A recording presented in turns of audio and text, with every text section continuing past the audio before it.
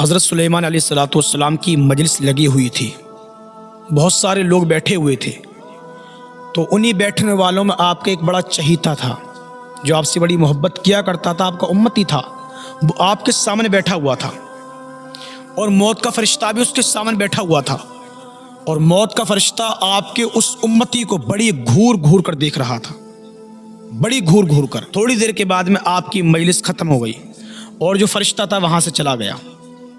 پھر جو آپ کا یہ جو چاہنے والا تھا، جو آپ کا امتی تھا، یہ ڈر گیا۔ اس نے کہا کہ حضور، جو آپ کے سامنے بھی جو بیٹھا ہوا تھا یہ کون تھا؟ بڑا گھور رہا تھا۔ کہا کہ یہ موت کا فرشتہ تھا۔ کہا کہ حضور، یہ میری طرف گھور رہا تھا، اس کے دیکھنے کے انداز سے ایسا لگتا تھا کہ یہ جیسے میری روح قبض کرنے کے لیے آیا ہے۔ آپ نے کہا کہ بھئی تو کیا چاہتا ہے؟ اس نے کہا کہ حضور، مجھے ڈر لگ رہا ہے، تمہاری حکومت تو ہوا پر بھی ہے۔ کہا کہ حضور، ہوا کو حکم دیجئے مجھے اس جگہ سے دوسری جگہ پہنچا دے۔ کہا کہ میرے دل میں ڈر بیٹھ چکا ہے اس کی آنکھوں کو دیکھ کر۔ آپ نے کہا ٹھیک ہے۔ آپ نے حکم دیا ہوا کو، اور ہوا نے اس شخص کو دوسری جگہ پہنچا دیا۔ تھوڑی دیر کے بعد موت کا فرشتہ حاضر ہو گیا، تو آپ نے اس موت کے فرشتے سے کہا کہ بھئی کیا بات ہے، کیا پریشانی ہے؟ کہا کہ تم ہمارے اس امتی کو اتنی گھور کر کیوں دیکھ رہے تھے؟ کہا کہ وہ تمہارے گھورنے سے ڈر چکا ہے۔ کہا کہ حضور، میں آپ کے امتی کی طرف گھور کر اس لیے دیکھ رہا تھا کہ اللہ تبارک و تعالیٰ نے اس انسان کی روح قبض کرنے کا حکم مجھے ہند کی سرزمین پر دیا تھا، لیکن مجھے تعجب اس بات پر تھا کہ وہ آپ کے سامنے بیٹھا ہوا ہے، اور کہا کہ میں ابھی اس انسان کی روح قبض کر کے ہند کی سرزمین سے آ رہا ہوں۔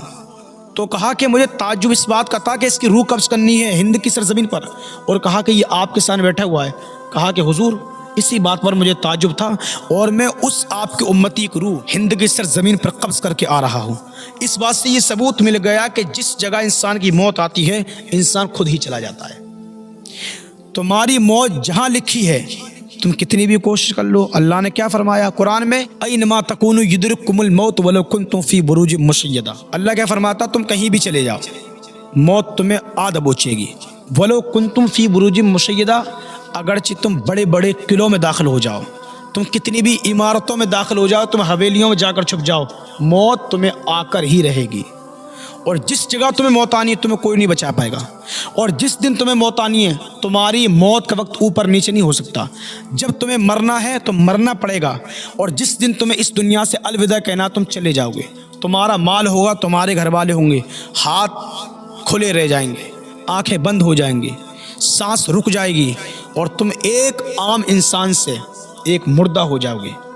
حضرت ابراہیم علیہ السلام نے پوچھا موت کے فرشتے سے کہ مجھے یہ بتاؤ کہ تم ایک وقت میں اتنے سارے لوگوں کی روح کیسے قبض کر لیتے ہو؟ کہا کہ ایک انسان روح قبض کرنی ہے تمہیں مشرق میں، ایک کی کرنی ہے مغرب میں، ایک کی شمال، ایک کی جنوب میں، چاروں دشاؤں میں تمہیں ایک ہی وقت میں روح قبض کرنی ہے۔ تو ابراہیم نے کہا کہ مجھے بتاؤ کیسے قبض کرتے ہو؟ حضرت اسرائیل نے کہا کہ اے اللہ کے نبی، یہ جو میری 2 انگلیاں ہیں، ان میں اللہ تبارک و تعالیٰ کے حکم سے جو لوگ اس دنیا سے گزر چکے ہیں، جو اب مرنے والے ہیں اور جو قیامت تک پیدا ہوں گے، ان کی سب کی روحیں ان میری 2 انگلیوں کے اندر ہے۔ اور کہا کہ اللہ تبارک و تعالیٰ کا حکم ہوتا ہے، میں جسے چاہتا ہوں اسے اٹھا کر مار دیتا ہوں۔ اتنا چھوٹا سا کام ہے موت کے فرشتے کے لیے دنیا۔ اور حدیث پاک کا مفہوم تو یہ بھی ہے کہ موت کے فرشتے کے لیے دنیا پلیٹ کی طرح ہے۔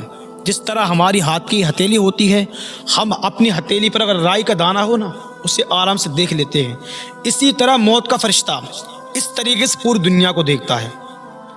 اللہ تبارک و تعالیٰ نے اسے یہ طاقت دی ہے، اللہ تبارک و تعالیٰ نے اسے یہ مرتبہ دیا ہے کہ وہ اللہ تبارک و تعالیٰ کے حکم سے جسے چاہے اسے مار سکتا ہے۔ موت کا کوئی بھروسہ نہیں ہے، موت تمہیں کبھی بھی آ سکتی ہے، چاہے تم سو رہے ہو، جاگ رہے ہو، کھا رہے ہو، کبھی بھی آ سکتی ہے۔